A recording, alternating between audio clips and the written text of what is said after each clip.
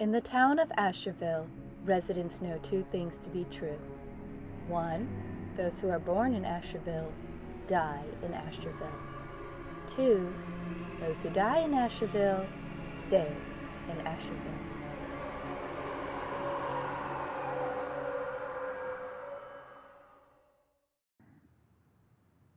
I bet you're wondering what I'm doing here, considering the way you're looking at me.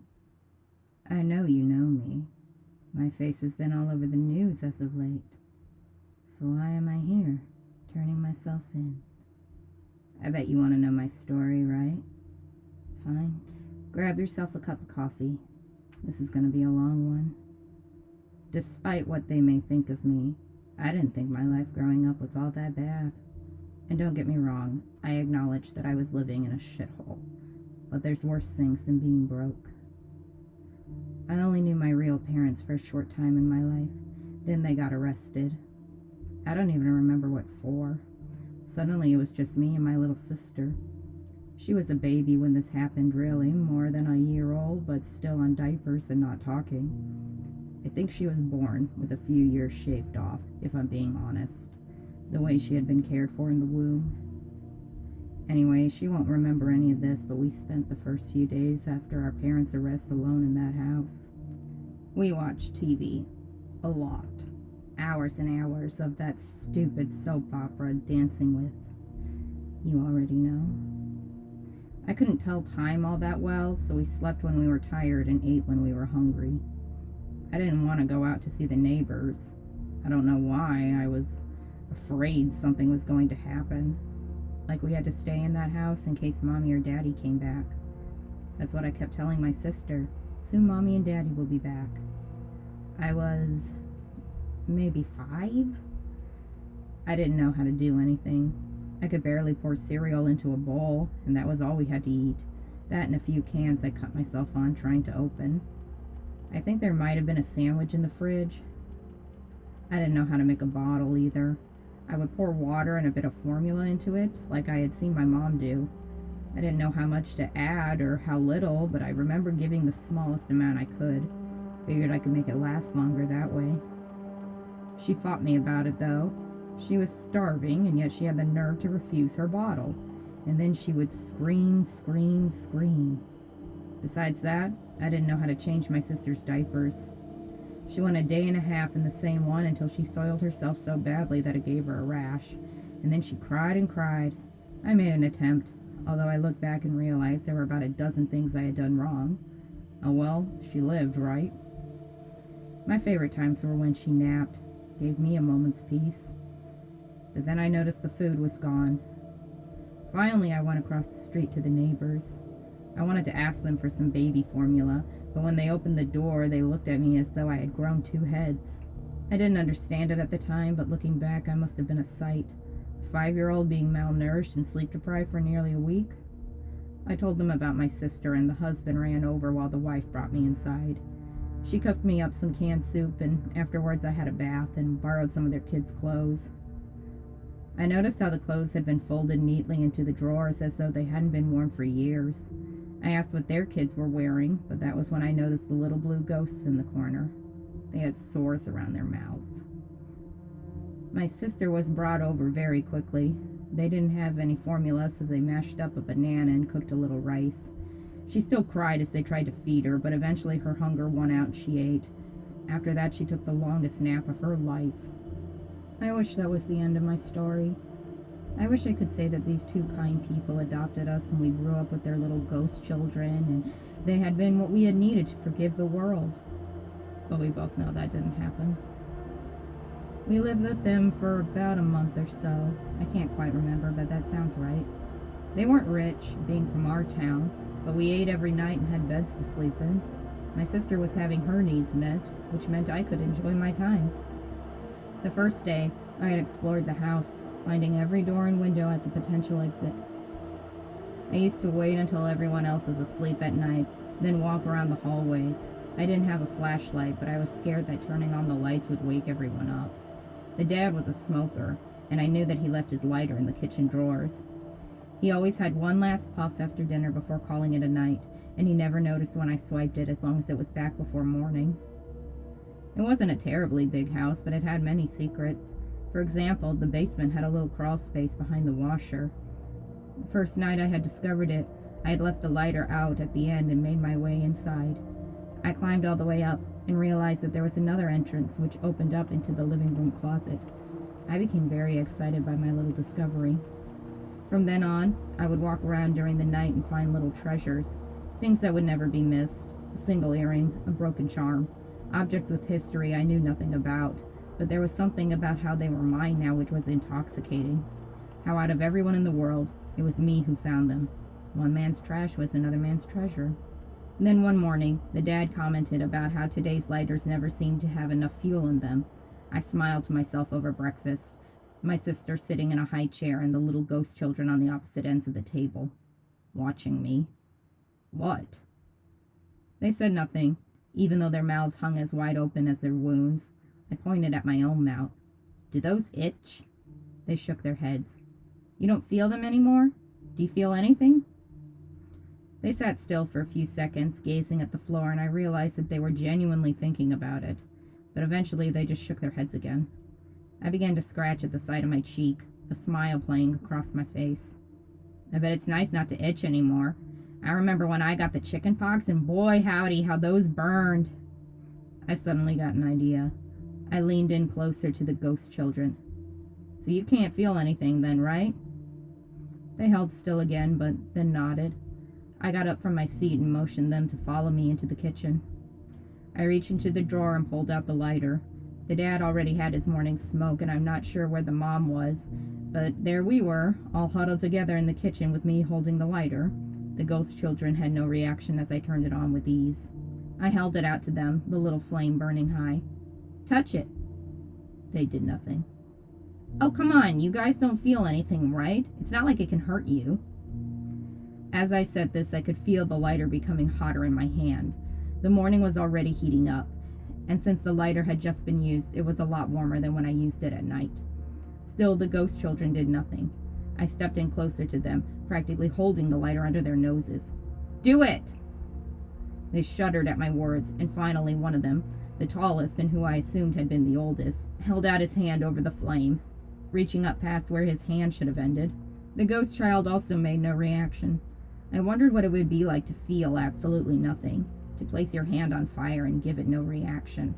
I thought about those nights when I had gone hungry and how my stomach had hurt so greatly, to never know that sort of pain again. I could feel my smile growing so wide my cheeks started to sore. Elizabeth! We all turned to see the mom coming towards us, her hair still up in curls. What do you think you're doing? I turned off the lighter and shrunk back. We were just playing. She took it away from me and shooed off the ghost children before spanking and sending me to the corner. From that day on, the dad drew a little line on his lighter so he could tell if the fuel had gone down. That hadn't stopped me from walking around at night, though. I knew the layout pretty well, so I could mostly get by just by placing my hands on the wall and floor. The darkness wrapped itself around me and made me feel invisible. I was like a superhero walking around in those hallways, finding things without sight. If anything, it made it more challenging for me. I would find things in places I never thought to search before. I would rummage through the couch and find small change between the cushions. I'd place all of these in the crawl space along with my other trinkets. Eventually, I had myself a little piggy bank. I thought about what I might like to buy. It couldn't be anything huge like a new shirt, something that the parents would see me in. But I thought about maybe getting some candy and eating it on the way home from school. So that's exactly what I did. It had been such a long time since I had eaten something sweet. The chocolate melted inside my mouth and made my taste buds sing. I couldn't decide between savoring each bite or devouring it whole immediately. I decided on the latter, reasoning that I needed to finish it before getting home, and besides, knowing what I could get now would make me work for it again. I know most people would have thrown away the wrappers, but I hid mine at the bottom of my backpack. Later that night, I snuck out and put it inside of the crawl space. Then it was back to collecting coins all over again. But I noticed that the next candy bar I bought after that didn't taste as sweet, or the one after that. I didn't have the words for it when I was a kid, But now I realize that it wasn't the candy I was after per se. I was chasing a high. Over time, my nightly excursions felt like a routine. I didn't really mind the lack of sleep, but my teachers noticed my low energy during class, which made the parents suspicious. They started to monitor the door for the room which my sister and I slept in. I got away with sneaking out the first 2 nights, but by the third, they had caught me. I wasn't really angry that my nighttime search parties had come to an end. I had already scoured most of the house, and the coins were starting to become harder and harder to come across. I had to find a new way to entertain myself. I thought back to the day when I had the ghost kids hold their hands over the lighter, how cool it was that they couldn't feel any pain, or anything at all for that matter. I thought about the things I would take advantage of if I were dead. I would just walk through walls and watch other people live their lives. I could watch the mom put on her makeup or watch the dad smoke his cigarettes. I could float above them and they would never even see me. It all sounded great until I remembered that ghosts can't touch anything. What would be the point of being a kid forever if I couldn't play games? If I could never do simple things like turn on a TV or read a book? If I could never hold my baby sister again? I stopped focusing on being dead myself and decided to turn my attention back on the kids who were already dead. They mostly sat in front of the TV, their wounded mouths glued open. I stepped in front of whatever show they had been watching, but they didn't turn, almost like they didn't see me. "Hey, you!" I called over to the oldest one. Finally, he looked up at me and pointed at himself. What an idiot. "Yeah, you. Listen, do you want to play a fun game?" He looked at his siblings, then turned back to me and nodded. "Cool, let's go up to the top of the house." The house had an attic with roof access. We all made our way up the ladder. I had to open the window in order to crawl out, but the ghost children simply floated upwards. It was really cool. "Go on, jump." I had been so curious on if they would even land with any kind of momentum or if they would simply float like a falling leaf. They didn't do anything, though. The idiots all just stared at me. With their mouths wide open, they looked like a bunch of goldfish. "What? It's not like it's going to hurt." I didn't see what the big deal was. If I had been in their shoes, I would have been doing stuff like this all the time. I would have right now, except if I got hurt, then we would for sure get caught, and I didn't feel like being in trouble. If it was just the ghost jumping, even if the mom came out to stop us, the most I would get is a scolding. Again, I beckoned them to jump, and again they stared at me as though I was speaking another language. I was starting to get bored. This wasn't any fun if they were only staring at me. You would think a group like this would be easier to fool into doing things, but I guess even they had their limits. I would have to find another way to have fun. Finally, I sighed real loud and climbed back down into the window. The ghosts followed me, but I shut the frame in on their faces. I watched as they hovered outside, smiling at their confusion, before they got it in their heads to just float inside anyway. My sister was beginning to talk at this point. At first it was just little garble like Baba or Dada, and I thought she was calling for our parents. But I guess those were typical first words for a baby. I would sit with her and say my name over and over again. Eventually she managed to say, "Zaba," and I took that as a victory. She would giggle and I would feel so proud. For a while I was happy focusing on the two of us, but every time we shared a moment like this, I would turn around and see the ghost children staring at me with their big goldfish eyes and their stupid open mouths. I wanted to slap them just to see a reaction. I thought about doing that, slapping them and seeing what would happen. I knew that would only lead to my hand passing through them, but at the same time, I wanted to see a look on their faces besides this dead goldfish stare. Then I had an idea. I knew where the children had their urns. They all shared a room, so it wasn't hard to find them lined up inside of the top dresser drawer. It was the same place where the mom picked out my clothes. I peeked in and counted each one, tiny little things with their names engraved on them. I grabbed the one which belonged to the oldest and brought it out. I turned around to see the ghost kids had followed me in. I held up the urn and gave it a light shake. "Hey, look what I got." The oldest honed in on me, his gaze focused for the first time I had ever seen. His mouth moved up and down, like he was trying to speak again but had forgotten how to. I gave the urn another shake before putting it on top of the dresser and removing the lid. That was when he leapt at me. I didn't stop, though. His little body ran through me like wind. It was pretty funny the way he kept swiping at me, trying to hit me, and his hands kept on going right through my body. I tipped the urn over and began to pour out the ashes. He stopped thrashing at that point. He went back to standing there with his stupid goldfish face. I ran a finger through the ashes. "Do you feel that?" He didn't say anything. He didn't move either. Something else happened. His face seemed to be getting darker. It took me a moment to realize that was because the room behind him was becoming more clear. He was vanishing before my eyes. I became curious. I knew ghosts couldn't move too far away from their remains, but I didn't know what would happen if the remains were messed around with like this. I poured more out. He made noises then. I didn't realize it was him at first. I had never heard his voice before. They were unintelligible shrieking, like it had been a while since he had last tried to speak.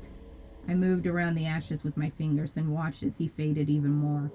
I brought the ashes back into a pile and he began to reform. Interesting. Very interesting.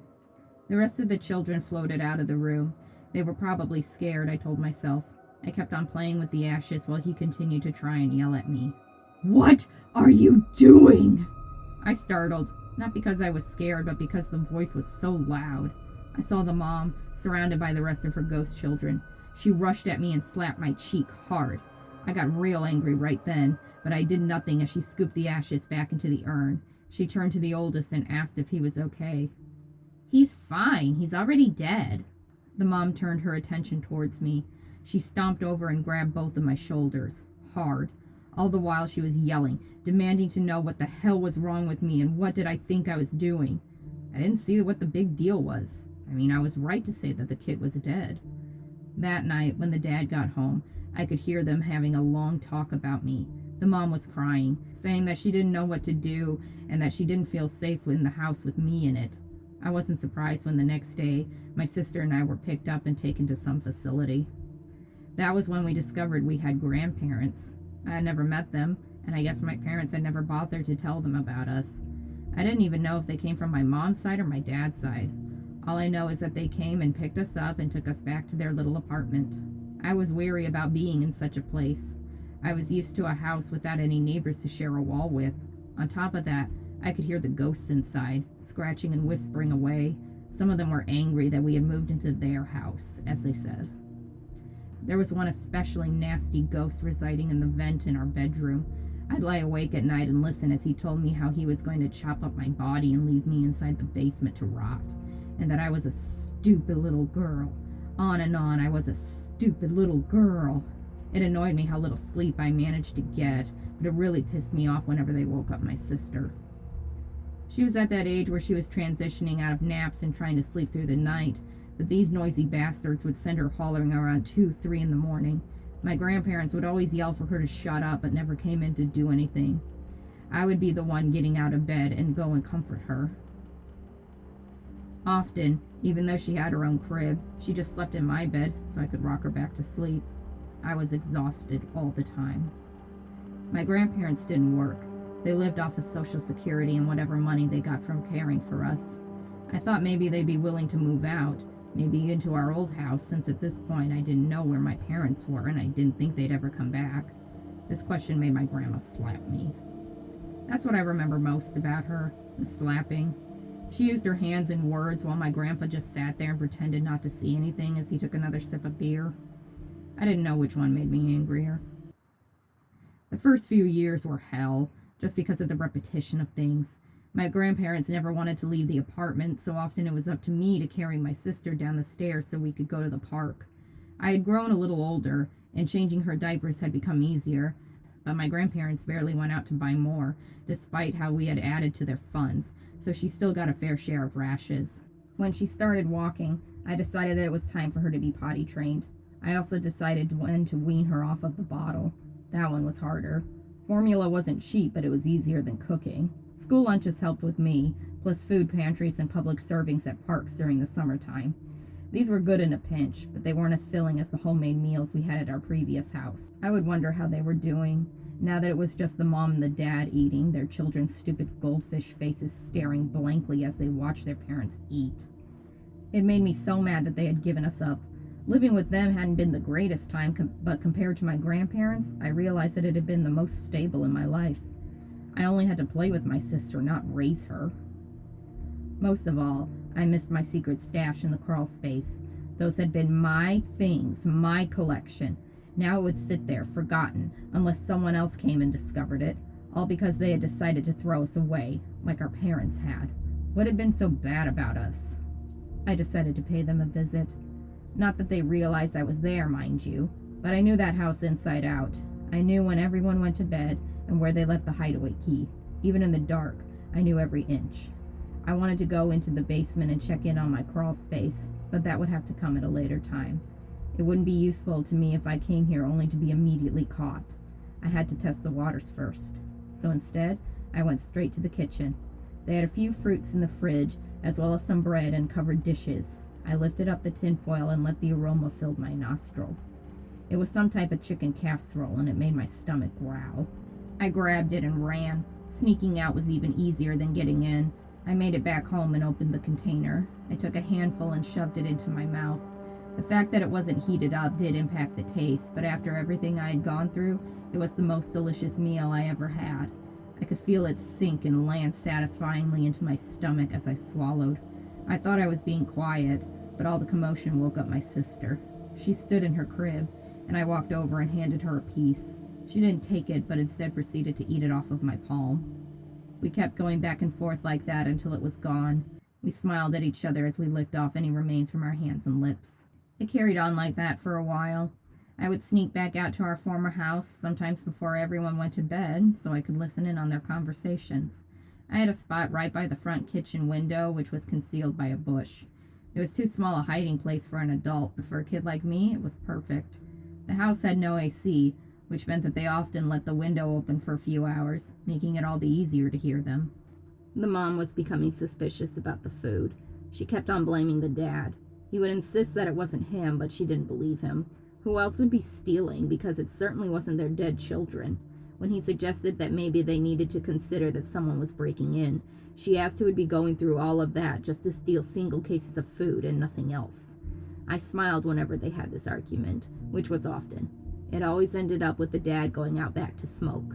I would smell the cigarettes even from my spot up front, and it made me think of his lighter, how it felt in my hands as I would walk up and down the house at night, how I would find little things to put in my crawl space. And then one night everything changed. I could hear them in the house, watching TV until late into the night. This frustrated me. What were they still doing up? This was a work night for the dad, and the mom never stayed up past 9. Maybe it was the ghost children, but the dad needed absolute silence to sleep. Finally, I peeked in and saw that it was in fact the dad who was on the couch. I could only see the back of his head, yet from the angle in which he slouched, I figured he had to be passed out. Guess this was leading to more marital issues than I had originally thought. I debated about going back, but I knew my sister was waiting for me. I grew bitter at the realization it shouldn't be up to me to take care of her again. If my grandparents weren't so useless and got off of their sorry asses once in a while, then maybe I wouldn't have to resort to tactics like this so we could eat. But no, I thought. The idea of sneaking in and taking food right from underneath the dad's nose seemed too good an opportunity to pass up. I recalled the thrill I got when I roamed these halls, what it felt like when I first started sneaking in and taking food from their fridge.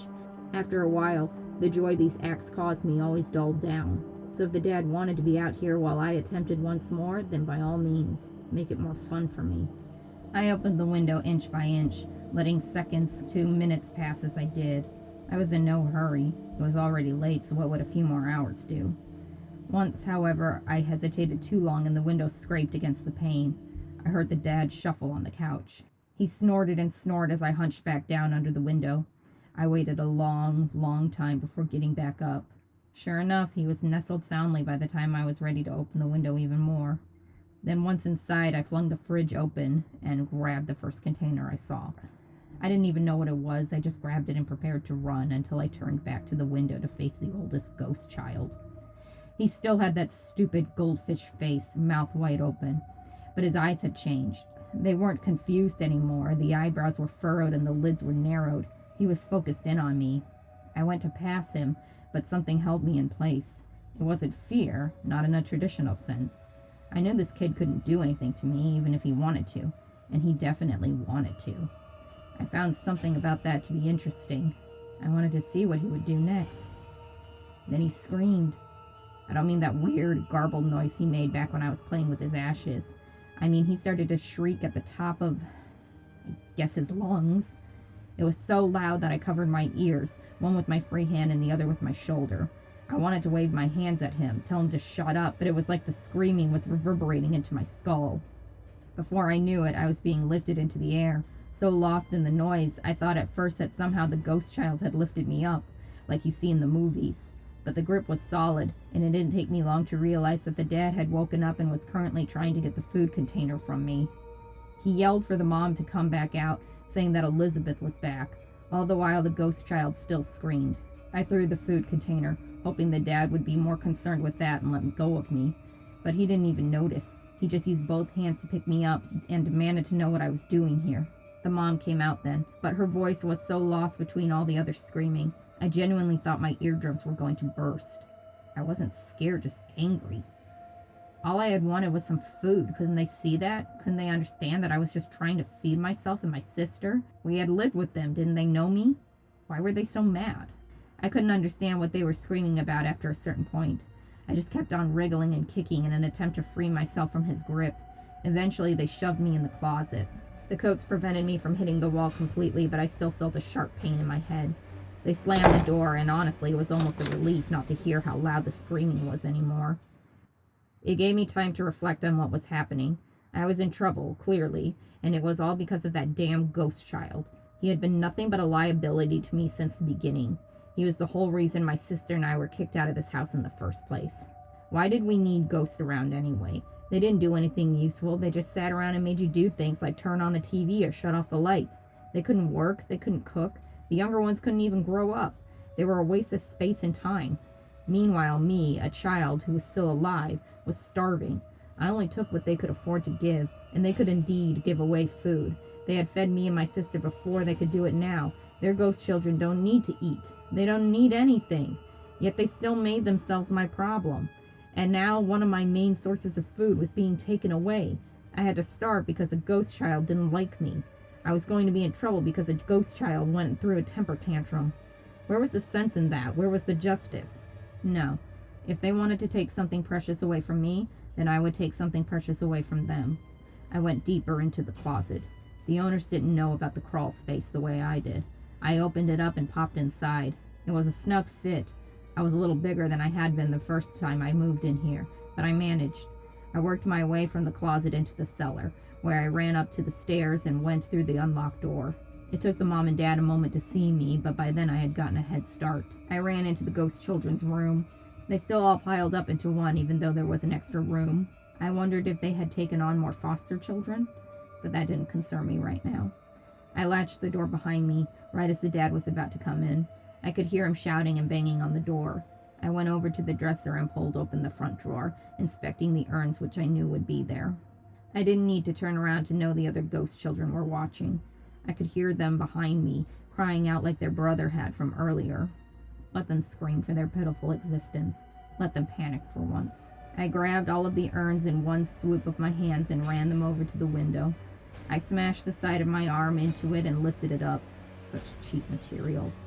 Then I opened up the jars and poured them out over the side, the ashes blowing away in the wind. The screaming stopped. I turned around and the ghost children were gone. A few of them were still visible, like a reflection in the water, but a few more gusts of wind took care of that, and I smiled. A couple other things happened that night. The parents did eventually open up the bedroom door and called the police. They took me down to the station and I had to wait in an uncomfortable chair while my grandparents came to get me. There was a lot of yelling, mostly directed at me. People I didn't know were threatening to throw me in jail. They asked if that's what I wanted, and I said I didn't care. It got real quiet after that. Some more people took my grandparents into another room and whispered to them. I stayed in my seat and wondered if they had bothered to call anyone after to watch my sister, or if they just left her alone in the crib. She normally wakes up by now. Poor thing must have been starving. I was too, for that matter. All that trouble and I didn't even get anything to eat. Why did no one want to help feed us? Eventually the door opened and my grandparents said that we were going home. They were speaking real gentle and quiet like, the way they only spoke when other people were around. I knew they wanted to keep me, but not because we were family. They just wanted the money. I didn't blame them. It made sense. I just wish they had bothered to take care of me and my sister in the meantime. There were other ways of getting money besides keeping kids in your home. The other adults gave me nasty looks as we walked down the hallway to the front door, and I gave them all a smile in response, letting them know what I thought about their dirty looks at a hungry little kid. And if it weren't for that hunger I felt, this would have been the greatest high I had ever gotten. It was like sneaking out of the house, the apartment, stealing the food, all wrapped into one. Which meant only one thing: I was going to have to do it again. I tried to think of other ghosts I knew who had a habit of ticking me off. My second grade teacher had been dead, which I thought was better off than being a dead student, but it still meant that her methods were a couple decades out of style. She would talk down to me if I wasn't quiet during her lessons, but I didn't think that was worth making her disappear forever. At least I think it's forever. I started to imagine the parents scooping up the ashes from the backyard, desperately trying to put their kids back together. I imagined them coming back in pieces, maybe an arm or a leg. Maybe the ashes could get mixed up, and they came back with bits of each of them stuck together. What would happen if you just mixed up all the ashes? Would they form one giant kid, or would it be an amalgamation of limbs and eyes? The thought of them scrambling around in the dark outside on their knees was enough to make me chuckle. My grandparents told me to shut up. Despite everything I just said, it would be years until my next victim. Not for lack of trying, rather lack of opportunity. Most people weren't so careless as to leave their remains in open sight. At school, when ghost teachers or students came in, they had a special vault in the office to lock them up. I had dreamed about unlocking it and spilling everything inside. I had a whole plan for it. I would wait until an assembly, when I knew the entire school would be in the same location. The secretary staff would still be up front, of course, but it would be easier to go unnoticed as I slipped away and pulled the fire alarm. Once everyone was out of the building, I would have my chance to get to the vault, but I didn't know the combination. The lock had numbered buttons. The usual suspects were birthdays or anniversaries, but I didn't know what the principal used. I used to intentionally do things to get sent to the office. Also, I could look at it, hope that someone would need to go home early and that they would be forced to open it up, or open anything which would give me a chance to see what kind of combination might be used. During my last year of that school, I got so desperate that I started picking on a few ghost children in class directly, hoping that if we both got sent to the office, they would have some reason to open the vault. But most of the ghost children steered away from me, and I knew why. It was a small town, even smaller in our parts. Oh well. At this point, my sister had grown. She could walk, talk, and even had homework these days. We were in different classes, but she would follow me around like a shadow at recess. I was so proud of my little mini-me. She often helped me tease and pick on the ghost kids, although she didn't know why. Yet whenever teachers came over to yell at me, I took the fall for her, said that she only did what I told her to do. They used to call home a lot. Then my grandpa yelled at them to stop, that it was interrupting their naps or the game or something along those lines. He said that at school I was the teacher's problem, so if they couldn't handle me, then kick me out. Mostly they just held me in the office. Had a lot of different adults talk to me, try to understand why I hated ghost kids so much. I said that I didn't, but they never believed me. They asked about my foster family and what it had been like living with them. I said I didn't care. They asked if the ghost children were ever mean to me, and I said no. I said that they were just stupid goldfish who couldn't do anything except stare and scream. Then they asked me if that's why I had killed them. I said that I hadn't. You couldn't kill ghosts. But they were here once, and now they're not. So? They were still dead. What would you say you did to them then? I scattered their ashes. Right. You know that's illegal, don't you? Why should it be? Lots of people bury their ashes so they disappear. That's their decision to make, not yours. What difference is it? They were here, and now they're not. They will never ever come back. Don't you feel bad about that? No. What about their parents?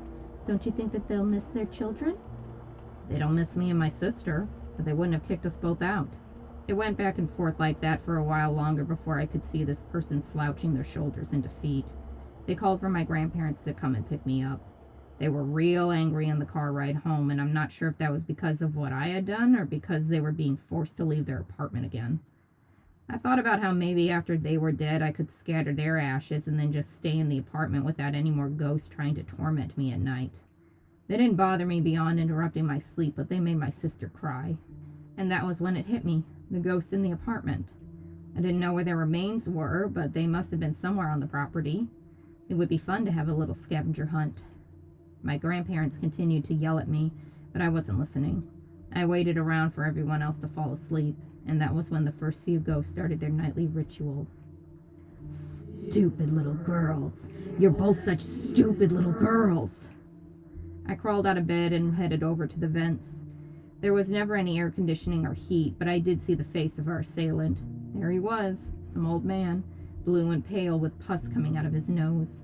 He looked at me and sneered, reminding me very much of how stray cats reacted when they saw me. Stupid little girl. I put on my sweetest smile, big and wide, showing off my teeth. Hello, sir. Would you be so kind as to tell me where your remains are?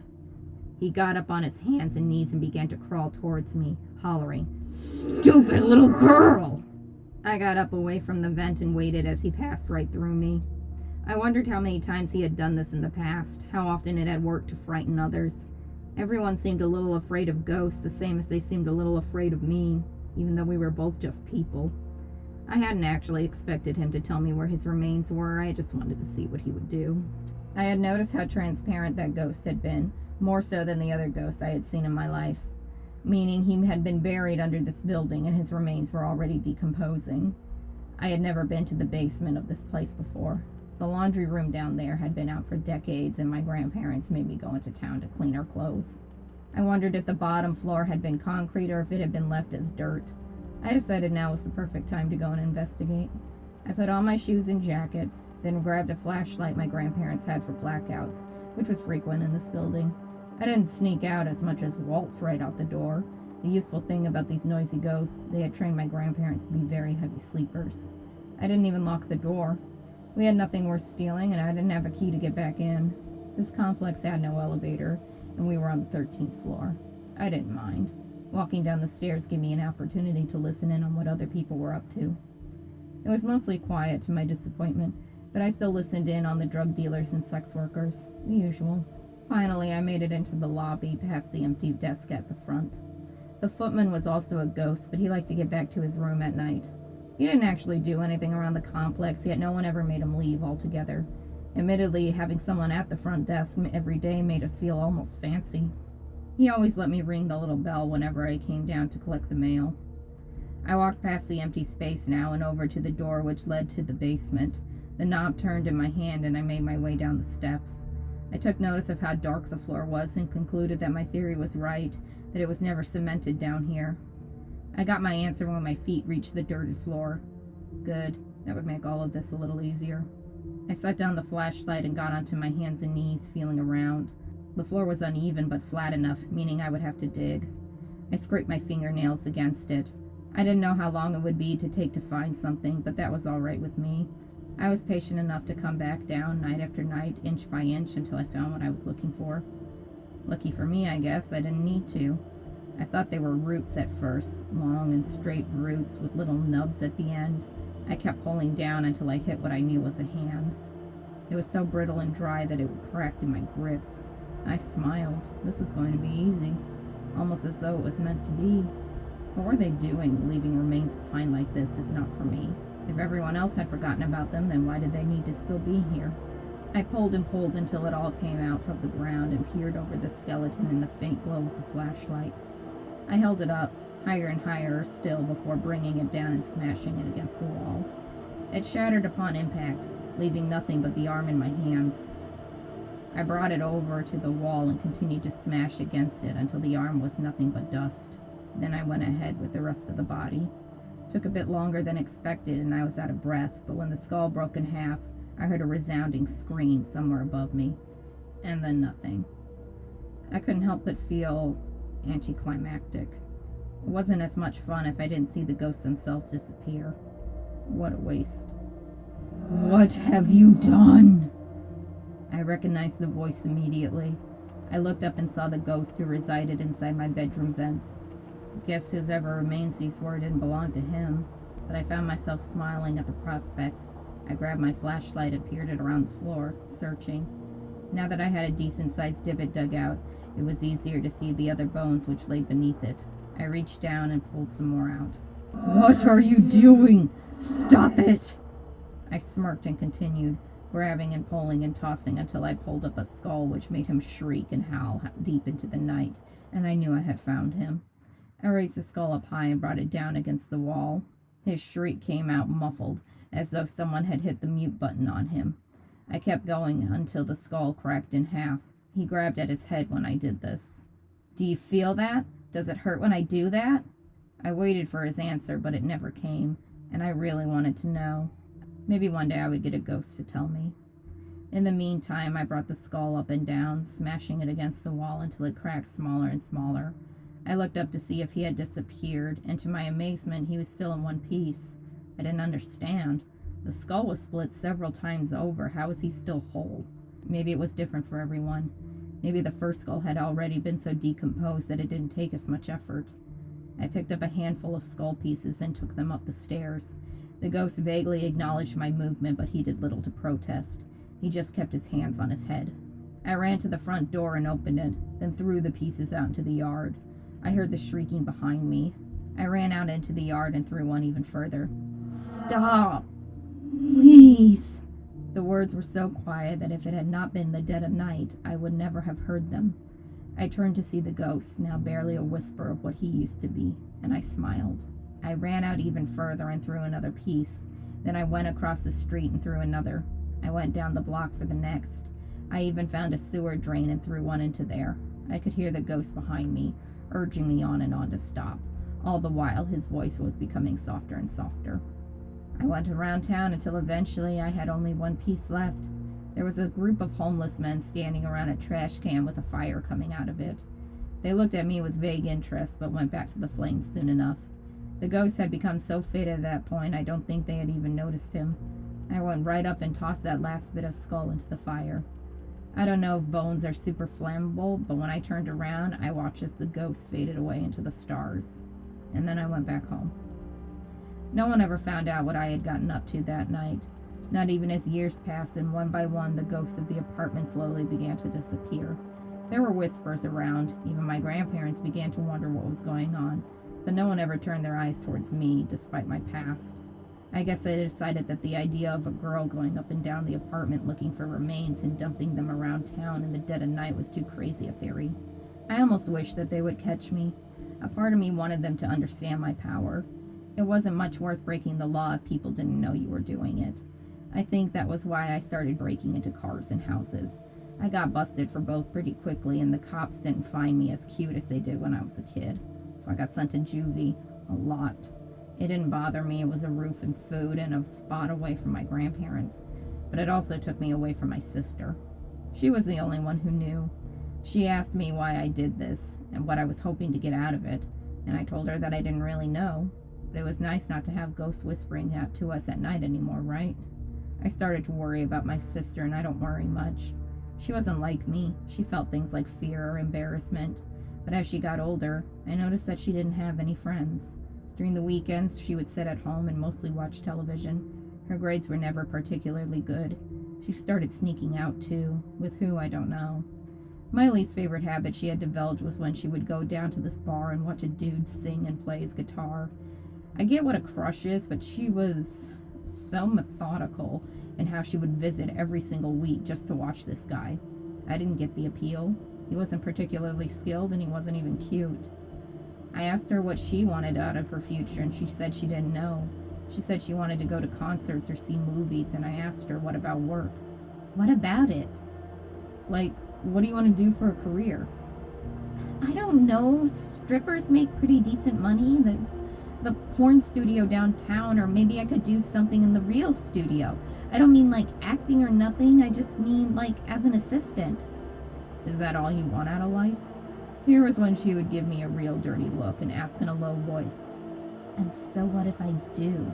What do you want out of life, Lizzie Beth?" "To take care of you."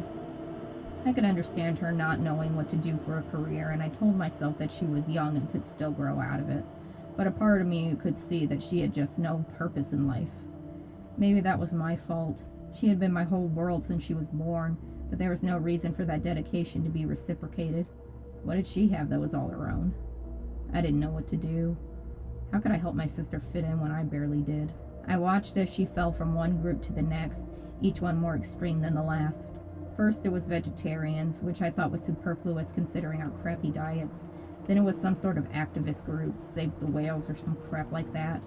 I said that they could start with their own people in town. Now she's off on a high school trip. Soon she'll graduate, and I never got the chance to be the parent I wanted to be to her. Except she never came back from that trip. I did everything I was supposed to do. I reached out to the police, but with my past, they wanted nothing to do with me. They figured my sister had just up and run away, to which they implied was sensible enough. I screamed and hollered that she could still be in danger, but they didn't care. I went out to search for her myself. I listened to news reports, broke into every whorehouse I knew. She never turned up. Just to make matters worse, my grandparents both died. I moved out after that. I never bothered to dump their remains, not out of a sense of gratitude for them for taking us in.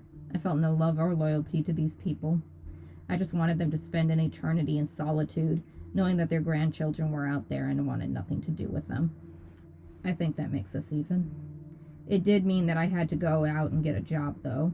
There were slim pickings in these parts of town, but I knew that I would never be satisfied with a regular 9 to 5. I had developed a skill over the years, and I thought it was about time to hone in on it. I couldn't exactly put my ad in the paper, so I started small. I went to support groups for battered women to fan out the field. For the first few nights, I only listened. I found the stories interesting enough, how they all seemed to fall for the same song and dance. But one night, I realized that they would never learn to trust me if I didn't open up and share. I made up a few things about my former foster father, wild tales with details I thought would appeal to certain members of the group. I decided that it would be more realistic to relate to only a couple in the room rather than everyone. I had my sights set on a few who said interesting things during these meetings, and sure enough, they were hooked. A couple nights later, I made my offer. They were hesitant at first, but once I stated what I was willing to do, I couldn't just let them walk away with that knowledge. I wore them down until they agreed. Then the next part was easy. The girls gave me their keys, pretended to go out of town for the weekend, and I would go on over. Most of these assholes were still alive, and that made things a little trickier, but there were one or two who had already died, and all that took was a little spreading of the ashes. Watching those fuckers disappear was so satisfying. After a couple of clients, word began to spread around. I started to get regular money coming in. You wouldn't believe how high people would pay to get rid of people they don't like. It expanded from abusive husbands to obnoxious in-laws and even bosses. It made no difference to me why people wanted them gone. I got paid either way. Then came the heavy hitters, drug dealers and pimps, people the police were too afraid to go after. That took a lot of careful planning, and I didn't always succeed. I asked about my sister every time I went after these groups, but they never knew anything. I got possessed twice. The first one I fought against until I managed to knock over their remains. The second one I had to pull out their heartstrings before they were dumb enough to let me out long enough to drain them out. I was getting pretty good at this. So it was no surprise, when I reached the top of my game, that someone turned and snitched on me. I have my suspicions, but I can't say for sure who. All I know is that suddenly my face and name were on every news outlet and radio show. I tried my best to disappear. There aren't many places to hide in this town, despite our different sections. Eventually, I felt cornered. I'm not really worried about the consequences of getting caught. Jail was interesting. There were people like me in those cells. I wasn't scared of the death penalty either. It was rarely given, and I would finally understand what it would be like to be a ghost and truly feel nothing. I didn't even care if they scattered my ashes. Then maybe I'll understand where I go after that. It just pissed me off, the thought of having to stop what I was doing when I was so good at it. I didn't take out innocent people, no kids, no sweet little old ladies, not even my asshole grandparents. I went after criminals. The town should be thanking me. Instead, I'm wanted dead or alive. So I bet you're wondering why I decided to turn myself in, especially since I don't care how they punish me. It's simple, really. I did find out where ghosts go once you destroy their remains. It started slow. So very, very slow. I didn't even recognize the voices at first. I had never heard them before except when they screamed. Little whispers. But when that man came back, calling me a stupid little girl, I figured out what was happening. I know where these people go. They're not truly gone after all. They don't leave. They're in the dirt. They're in the land itself. And they found me.